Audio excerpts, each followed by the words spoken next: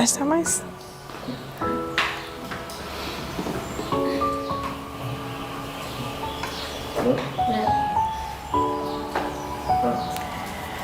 Um bom dia para você que está aqui mais uma vez conosco. Bendito seja o nome do Senhor, porque nos despertou para um novo dia e é bom acordar, mas não acordar de qualquer jeito, acordar estando na presença de Deus, orando, estudando a palavra.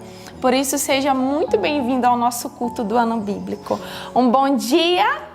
Bom dia! E hoje eu não estou só, quero apresentar, vocês já conhecem, né? Mas a gente vai apresentar para os nossos amigos ali do outro lado, a minha xará Paula. Ela é nossa missionária, ela estava no campo durante um bom tempo e agora ela vai ficar conosco aqui na escola um tempinho também. Paula, seja bem-vinda também nesse momento tão especial que a gente abre aqui a nossa casa, né, para o pessoal também de casa do outro lado conhecer. Obrigada, é uma alegria estar aqui. Um bom dia a todos. Um bom dia a você aí de casa. Que bom acordar já com coisas boas no coração, né? E para ficar melhor ainda, a gente vai fazer uma oração pedindo a Deus para nos ajudar, para estar conosco nesse dia. Vamos orar?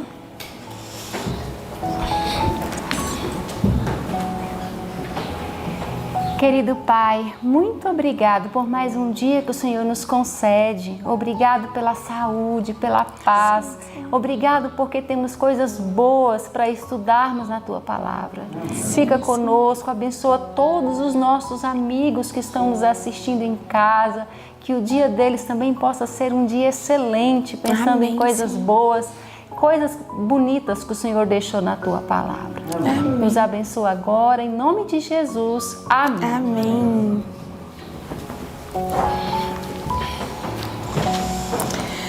Então, Paula, nós vamos cantar o que nesse momento?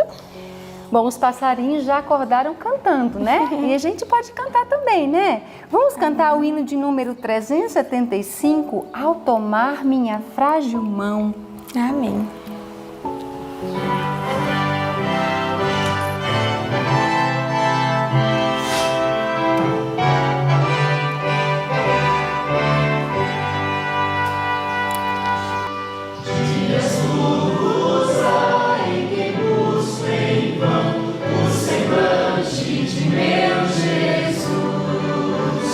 Mas em meio às trevas vislumbramos ao Jesus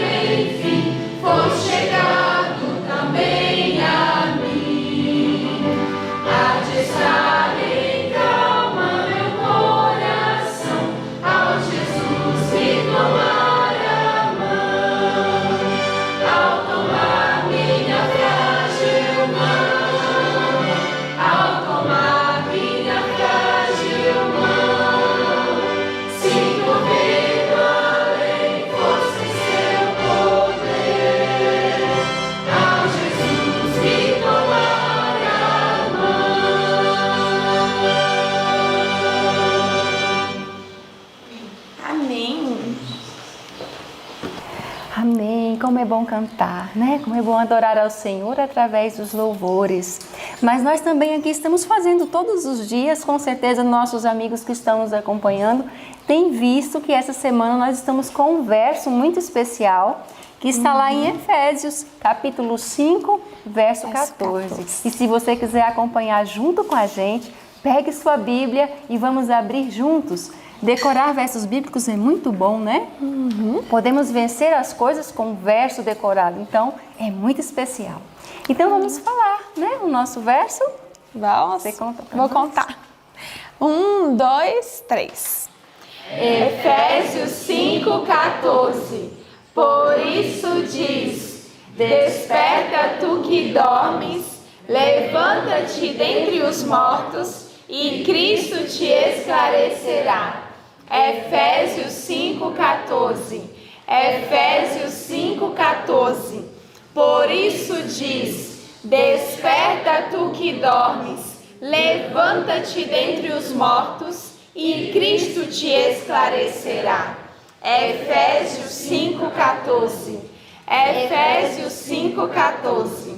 Por isso diz: desperta tu que dormes, levanta-te dentre os mortos, e Cristo te esclarecerá. Efésios 5,14.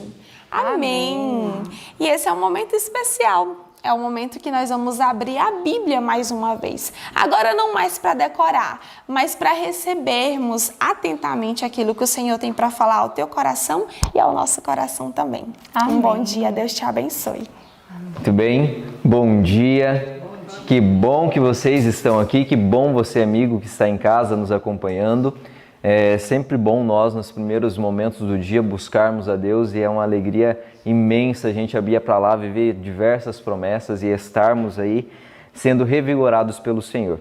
Neste dia, nós estudamos 4 capítulos, mas antes de eu falar sobre os 4 capítulos, deixa eu me apresentar para você que está em casa. Os amigos aqui, os nossos irmãos aqui já me conhecem, mas talvez você não me conheça. Meu nome é Cleiton.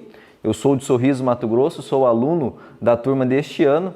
Estamos aqui para aprender mais, crescermos mais, e você estará conhecendo durante os dias aí mais alunos que compõem a nossa classe. Antes de nós abrirmos a Bíblia, vamos fazer uma pequena oração para ir pedindo a Deus iluminação para este momento. Senhor Deus, muito obrigado, porque o Senhor é um Deus que ouve e atende às nossas orações. O Senhor é um Deus que vela por nós e nos protege. Venha se fazer presente conosco agora no estudo da Tua Palavra, na recapitulação. Nós pedimos espírito de sabedoria, em nome de Jesus. Amém. Então, neste dia, nós estudamos 4 capítulos, Salmo 13, 14, 15 e Salmos 16. Para você que, irmão, que não acompanhou, já esteja aí anotando em sua Bíblia, amanhã a leitura bíblica será Salmos 17 e Gênesis 4. Você tem a oportunidade de acompanhar e também pode estar entrando em contato com a Escola de Profetas e pegando todo o guia para você acompanhar a leitura. Vamos iniciar aí a nossa recapitulação seguindo aí acompanhadamente todos os capítulos. No 13, vem Davi ali clamando com angústia ao Senhor, se questionando até quando, Senhor, isso vai acontecer, até quando vai acontecer isso em minha vida. E eu gostaria de chamar a tua atenção no verso 3 desse Salmo, Salmos 13. Verso 3 diz assim: atenta para mim, responde-me, Senhor Deus meu, ilumina-me os olhos, para que eu não durma o sono da morte. Ah, Deus, Ele é um Deus que cuida e que atenda, e que por mais que Davi tenha feito esse pedido, não foi a partir dali que Deus começou a se atentar para ele. Não, Deus já estava com os olhos fixos nele. E eu gostaria que você prestasse atenção em um ponto e você, amigo, também prestasse atenção em algo. A Bíblia, ela não se contradiz. Do Gênesis ao Apocalipse, ela fala de maneira muito direta e não foge, não contradiz o que um texto afirmou. E eu gostaria que você prestasse atenção quando vários textos falam sobre um mesmo assunto, sobre algo pequeno, para que você fique atento ao que esses textos querem dizer. No finalzinho desse verso diz assim: para que eu não durma o sono da morte. A morte, ela é uma questão muito misteriosa. A morte é misteriosa porque ninguém que foi voltou e te dá a resposta de como foi lá, enfim. Não há. Mas a Bíblia ela coloca de maneira muito enfática o que significa a morte. E na maioria dos textos que vai falar sobre morte, se você não ouviu, se assuste agora. Fala e compara a morte com um sono, com um descanso. Jesus, próprio Cristo, comparou a morte como um sono. Paulo comparou a morte como um sono. Vemos aqui Davi comparando a morte como um sono. Então, isso significa algo. Significa que a morte, ao morrer, as pessoas estão dormindo e descansando.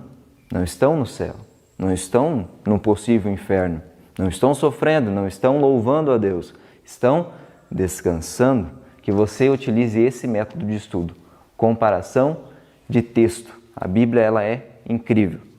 Vamos agora para o Salmos 14. E ali vem falando um pouco sobre a corrupção dos homens e que todos os homens eles necessitam de Deus. E talvez você possa pensar, mas talvez nem alguns precisam mais, outros menos, porque parece que tem gente que erra mais, né? E tem gente que parece que quase não erra. Será que esses que quase não erram não precisam de Deus? Qual é a condição deles? Olha o que diz lá no verso 3 também do Salmos 14. Todos se extraviaram e juntamente se corromperam. Não há quem faça o bem, não há nenhum sequer. Todos nós, todos os homens, nos extraviamos. Por bom que sejamos, ou por mal que também sejamos, necessitamos igualmente da graça de Cristo. Necessitamos igualmente da salvação que provém de Cristo.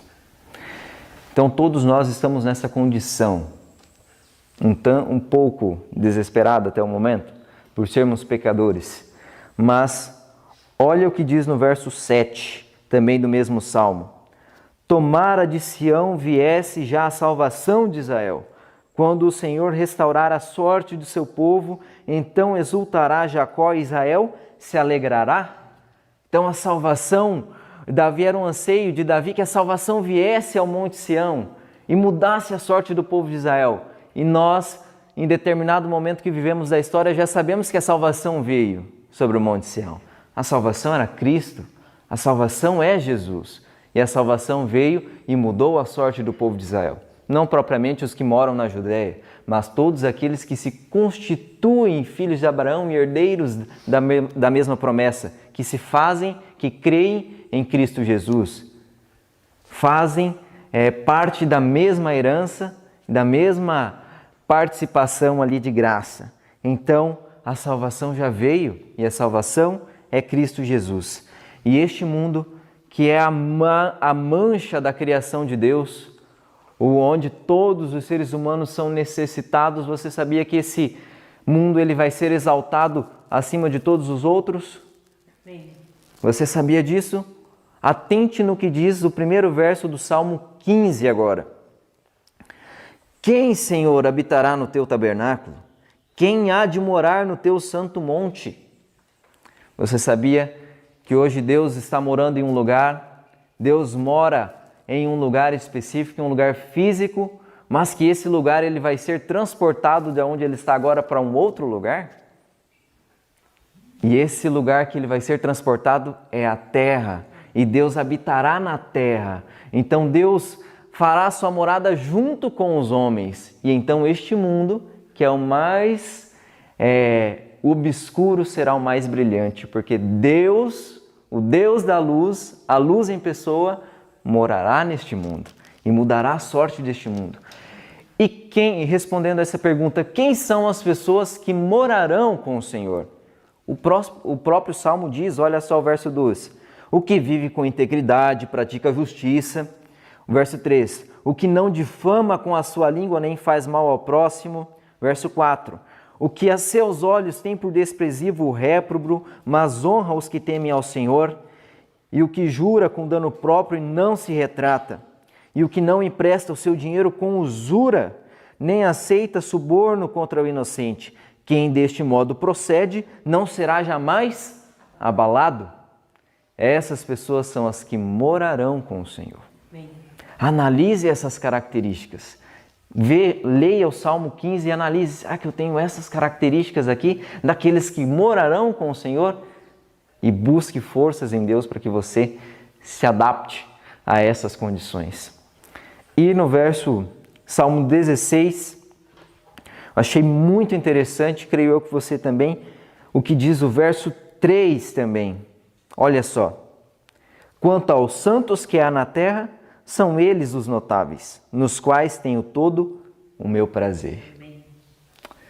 Deus, por mais que Ele olhe para esse mundo e veja uma imensidão de corrupção, os olhos deles se fixam nos santos que há na terra, porque nesses santos há todo o prazer de Deus. Somos eu e você motivo de prazer a Deus? Temos essa possibilidade. Temos, se buscarmos a santidade, se buscarmos a salvação que já veio sobre o Monte Sião, que é Cristo Jesus. Se tivermos todas essas características, seremos ali inabaláveis, como diz o Salmo 15. Se buscarmos essa força em Deus. E ainda mais, para que você tenha certeza dessa força, leremos o último verso 8 do Salmo 16. O Senhor o tenho para sempre à minha presença, estando Ele à minha direita, não serei abalado. A nossa força, a nossa esperança e capacidade de mantermos todas aquelas características do Salmo 15 e de morarmos com Deus é ter Deus sempre à presença. Se Deus estiver ao nosso lado, jamais seremos abalados. Que Deus abençoe. Que você acompanhe aí os próximos estudos e leia sua Bíblia diariamente, porque com ela nós somos ricamente engrandecidos e aperfeiçoados. Muito obrigada, Cleiton. Deus te abençoe. Amém. Muito bom, muito bom. Vocês acabaram de conhecer um aluno da Escola de Profetas. Amanhã mais outro e vamos estar juntos e vocês vão fazer amizades, tá bom? Obrigada, Cleiton. Muito bem. Louvado seja o nome de Deus. Que privilégio que nós temos de fazer a coisa acontecer segundo o modelo do Senhor. Deus é bom demais. Estou arrumando esses negócios aqui atrás, viu? Que é um monte de fio que colocam na gente para fazer dar certo. Louvado seja o nome de Deus porque nós podemos estudar, porque a gente pode, pela graça e poder do Senhor, entender as coisas que o Senhor Deus deixou para nós como seu povo. Deus é bom demais, misericordioso, cheio de graça e de verdade. E vimos isso de forma especial no capítulo de hoje.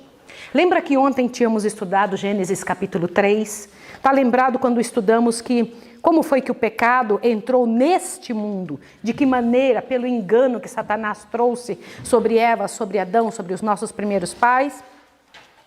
Hoje, no entanto, nós vamos ver a reação disso diante do céu. Como é que foi que isso aconteceu? Deixa eu comentar uma coisa com você. Imagine você fazer todas as coisas muito bem feitas no teu sítio, na tua chácara, na tua casa, nos teus negócios. Você tentar fazer o mais perfeito possível e vir alguém atrás estragar tudo, todas as gerações futuras suas. Como você reagiria com essa pessoa? O que essa pessoa mereceria?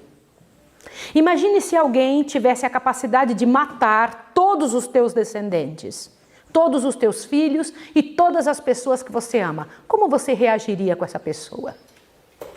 Você já parou para pensar que foi isso que nós fizemos? Foi assim que nós agimos? A atitude da humanidade foi exatamente essa. Foi isso que Adão fez. E na verdade é isso que continuamos fazendo. Nós repetimos as atitudes de Adão.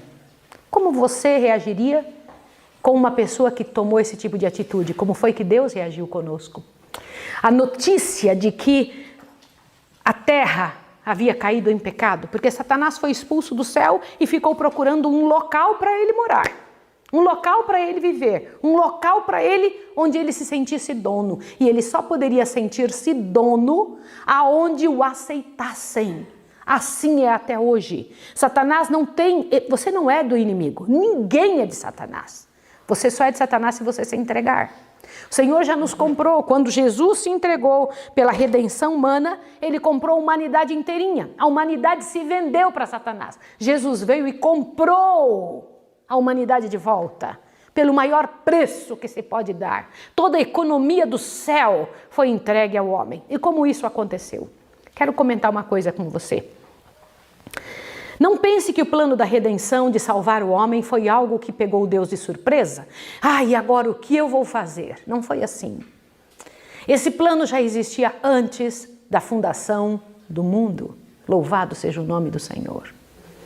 E você precisa entender isso. É o plano da redenção do mundo. Acostume-se com este termo, plano da redenção. Um plano para salvar, o maior plano de todos. Nós aqui em casa, eu não sou arquiteta, mas eu vivo cuidando de detalhes. Como é que vamos fazer aqui? Onde vamos construir? O que vamos fazer assim, sabe? Eu gosto desse detalhe. Um plano é preciso ser feito para que seja executada uma ideia. Mas o maior plano de todos os tempos é o plano da redenção, porque nós dependemos dele. E não foi somente este mundo que entrou neste plano. O que mais entrou nesse plano, alunos? O universo todo, todos os anjos. E por que eles entraram nisso também? Porque uma dúvida soou no universo, uma dúvida apareceu no universo a respeito do Pai, a respeito do plano de Deus, das próprias leis de Deus, se eram justas ou não. Se Deus estava pedindo alguma coisa que seria capaz o homem de seguir e de assumir. Isso é muito sério. Isso é um dos detalhes mais sérios que você pode pensar. E a queda do homem encheu o céu todo de tristeza. E então Jesus sai da presença do Pai e fala para os anjos o grande plano da redenção. Que o homem seria remido.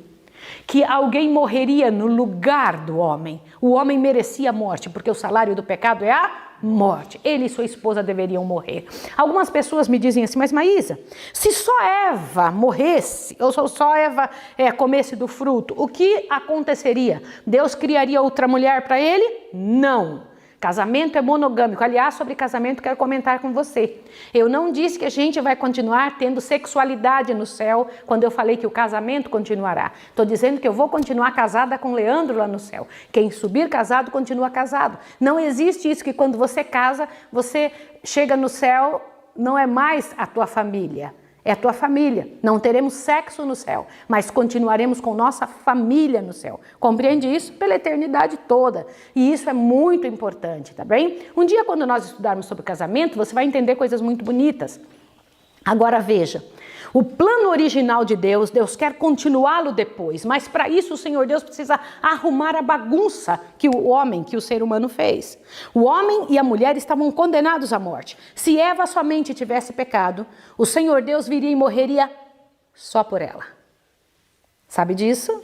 Só por ela. E entregaria ela pronta para seu esposo de volta. Porque o pecado torna a pessoa novamente pura. Você entende isso?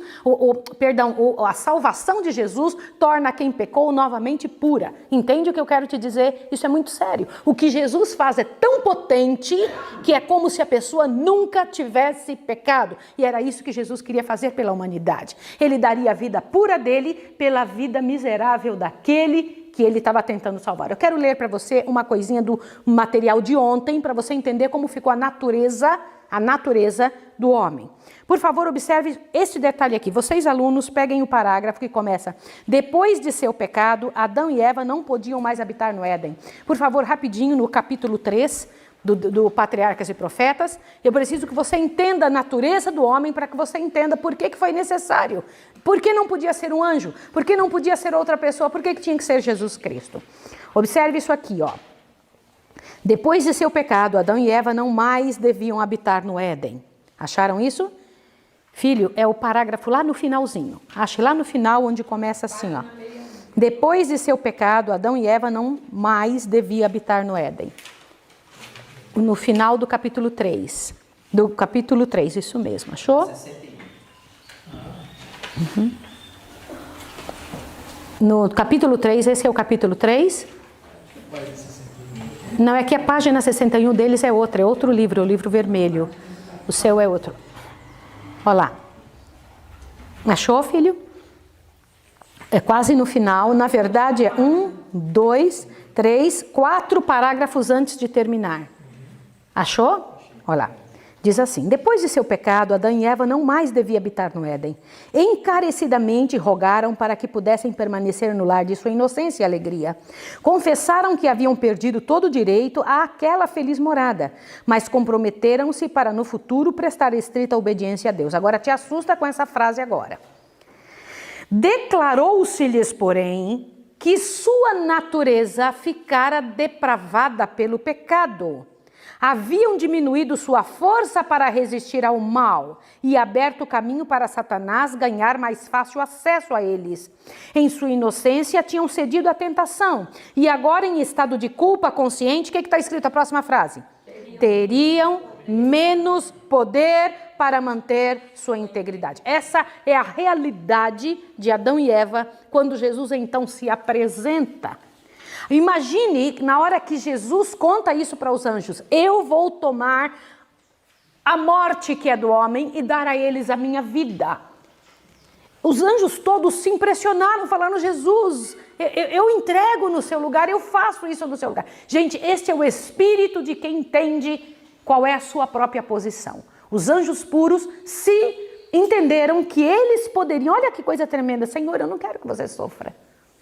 Eu sofro, eu me coloco no seu lugar. Olha que coisa tremenda. E Jesus disse: a vida de nenhum ser pode ser dado, nenhum ser que foi criado pode ser dado em troca do homem. Por que não o Pai? Porque Jesus.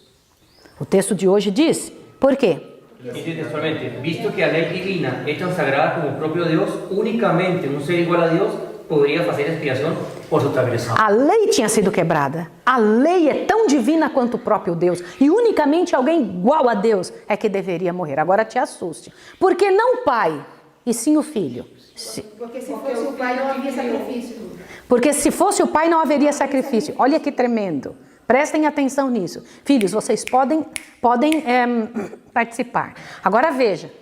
Doeu mais no Pai entregar o Filho do que se fosse ele mesmo a morrer. Sim ou não? Sim, com certeza. Imaginem isso. Eu entrego. Agora veja. Não foi só o Pai que entregou. Foi Deus que deu também. Foi Jesus que se entregou. Ele se entregou. A si mesmo se entregou. Sim ou não? Não pense que foi algo que o Pai determinou. Foi algo que eles fizeram por amor. E eu vou contar para vocês como foi. Te assusta agora que coisa tremenda que você vai ouvir. Imagina Jesus vindo, descendo do céu para a terra, para conversar com Adão naquele momento que ele havia errado. Jesus vinha sempre na viração do dia. Está escrito isso em Gênesis 3. E vem descendo. Jesus já sabia o que tinha acontecido, sim ou não? Sim. A notícia tinha chegado no céu todo. Todos os mundos não caídos já tinham sabido disso.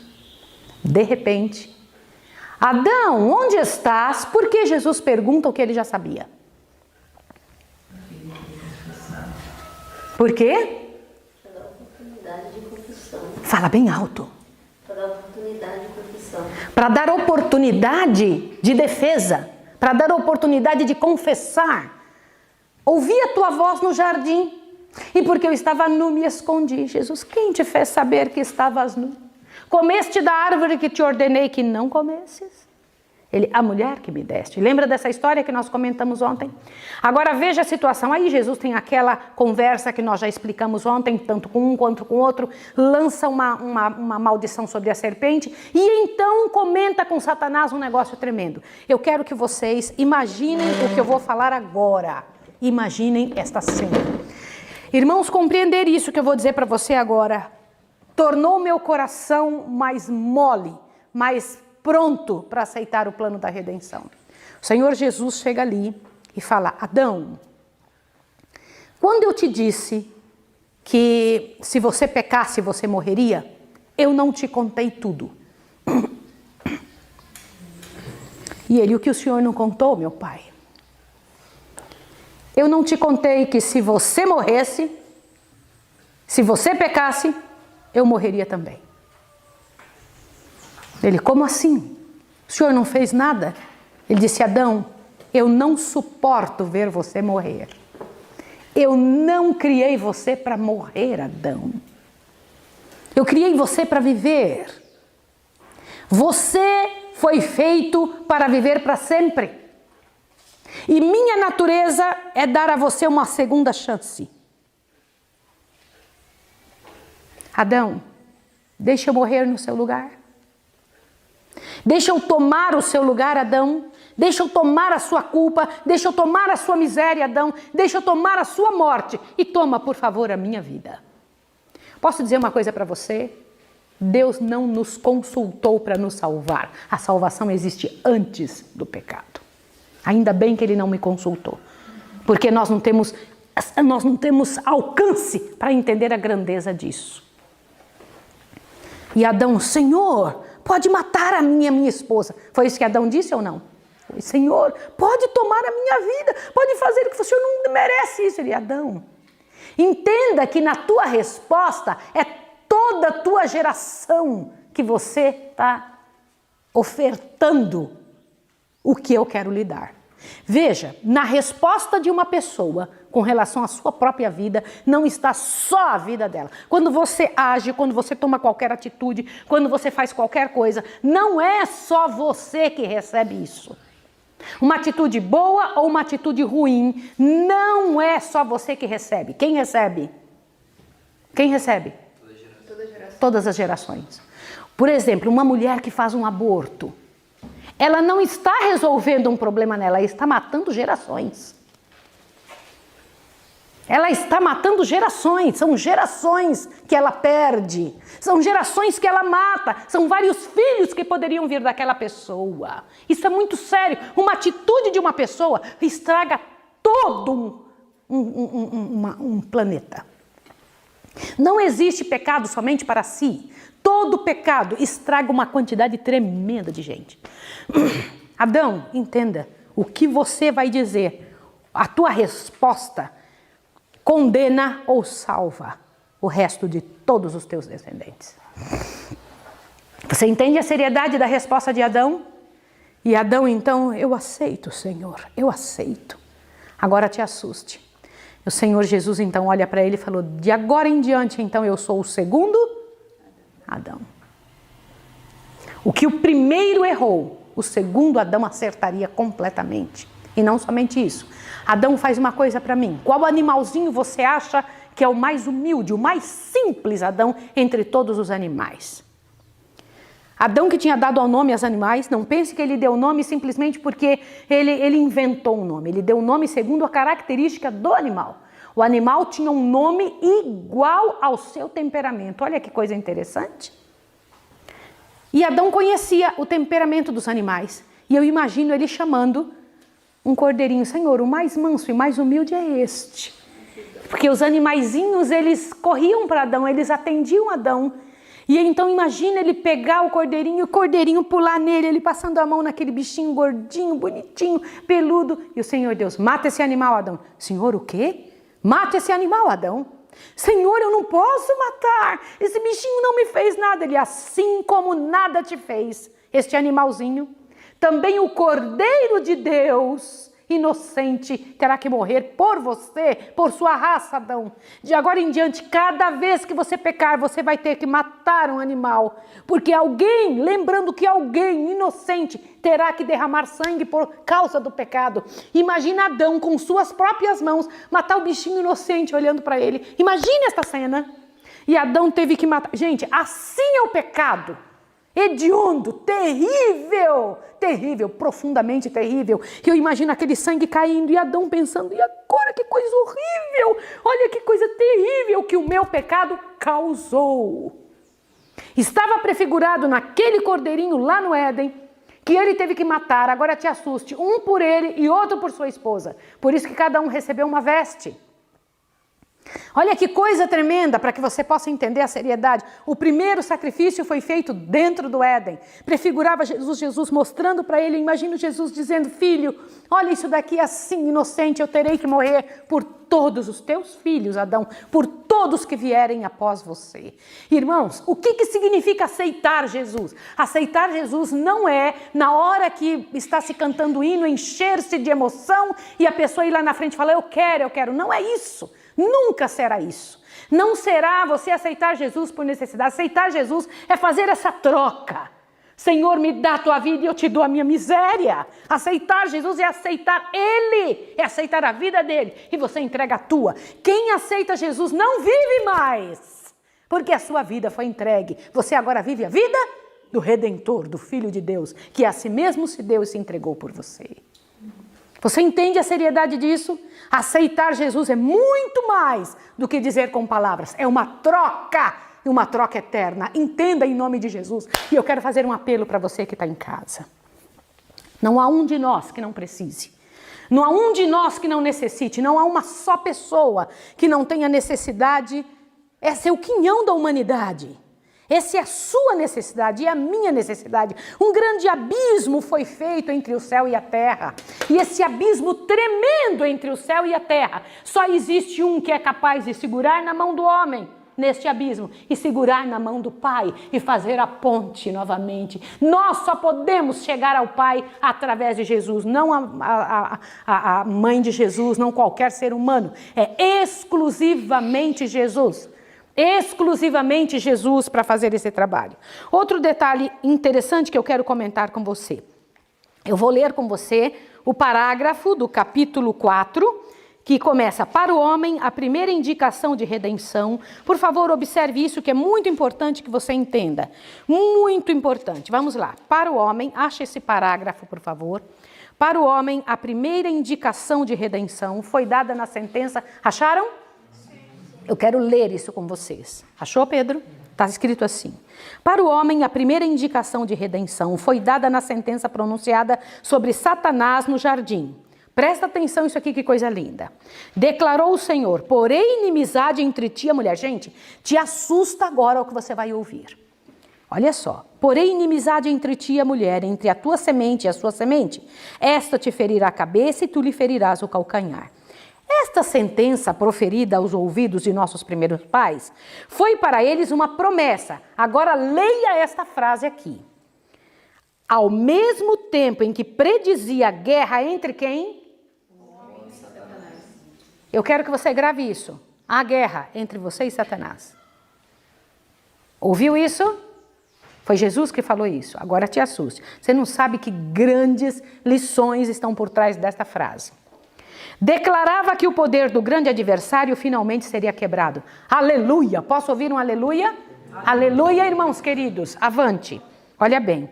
Adão e Eva achavam-se como criminosos diante do justo juiz. Era a alta traição que eles tinham feito. Tá bem? Frente ao trono de Deus. Agora veja.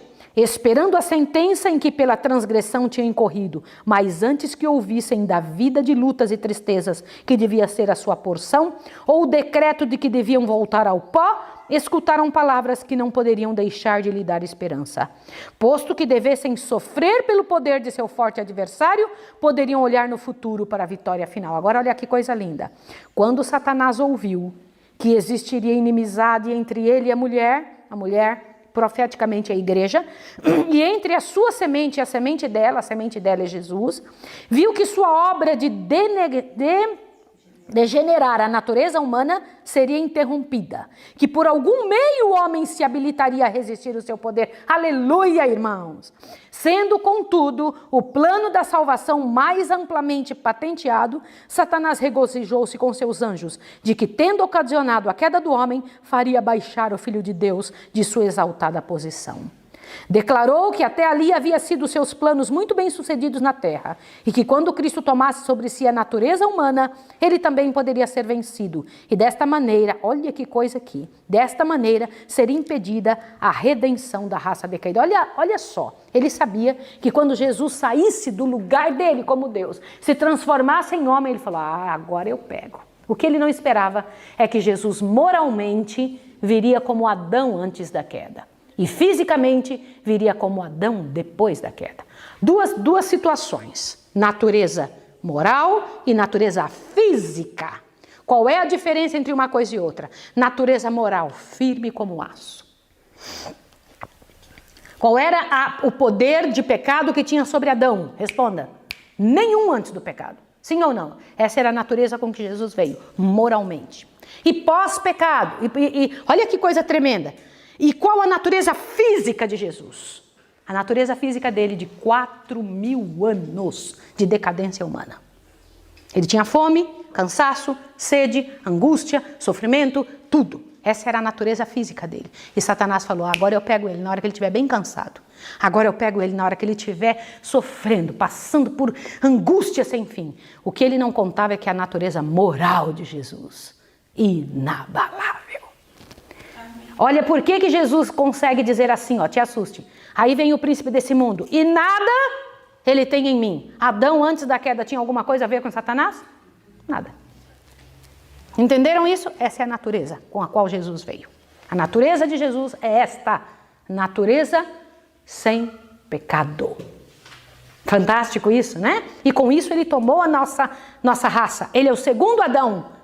Entendam, o segundo Adão antes do pecado. Porque senão não haveria qualquer tipo de razão dele vir com a natureza pós-pecado. Para quê? Para precisar de um Salvador também? Ele só pode ser um Salvador, ele só pode tomar a posição do homem antes do pecado. Ainda que a sua natureza física fosse pós-pecado. Agora veja que tremendo. Por que ofertas sacrificais? Por quê? Por que era necessário ofertas sacrificais? Metodologia de ensino. Uma metodologia de ensino excelente, David. Isso é muito importante. Aquele cordeirinho que Adão matou representava o Cordeiro de Deus que tira o pecado do mundo. Agora veja, qual a razão do plano da redenção? Eu preciso que vocês olhem. Mas o plano da redenção, acha esse parágrafo, mas o plano da redenção daquela forma dolorosíssima que o Senhor Deus trouxe para o homem, né? Dá uma olhada, mas o plano da redenção, por favor, observe isso daqui. Gente, se você entender essa frase, você entendeu a razão do texto de hoje. Acharam um parágrafo? Me digam sempre que acharam, tá? Vamos lá. Mas o plano da redenção tinha um propósito ainda mais vasto e profundo do que a salvação do homem. Como assim? Uma razão mais vasta e profunda do que a salvação do homem? Qual? Olhe, não foi para isto apenas que Cristo veio à Terra. Não foi simplesmente para que os habitantes deste mundo pudessem considerar a lei de Deus como devia ela ser considerada. Agora, olha a frase. Mas foi para reivindicar o caráter de Deus perante o universo. Amém, senhores? Para este resultado de seu grande sacrifício, ou seja, a influência do mesmo sobre quem? Sobre os entes dos outros mundos. Gente, quando Satanás acusou a Deus, essa notícia chegou em que lugares? O universo todo. Era preciso reivindicar o caráter de Deus diante de todo o universo, para que toda e qualquer dúvida fosse extinguida. A morte de Jesus, ela abrangeu todo o céu. Avante, olha aqui, ó. Bem como sobre o homem, olhou antecipadamente o Salvador, quando precisamente antes de sua crucifixão disse, agora é o juízo deste mundo. Agora será expulso o príncipe deste mundo. E eu, quando for levantado da terra, o que diz aí? Todos atrairei. Quem são esses todos? Quem são esses todos? O universo inteiro seria atraído a ele, não só nós. Encha seu coração com essa informação. Isso me faz muito impressionada. Gente, o grande problema de Satanás sempre foi, desde o céu, contra a lei de Deus. Irmãos, vocês que estão me ouvindo, abram bem os ouvidos para isso que eu vou dizer agora. E depois disso eu tenho um recadinho do pessoal da mídia para você que precisa do material para estudar. Olhe bem o que eu vou dizer agora para você, é muito importante.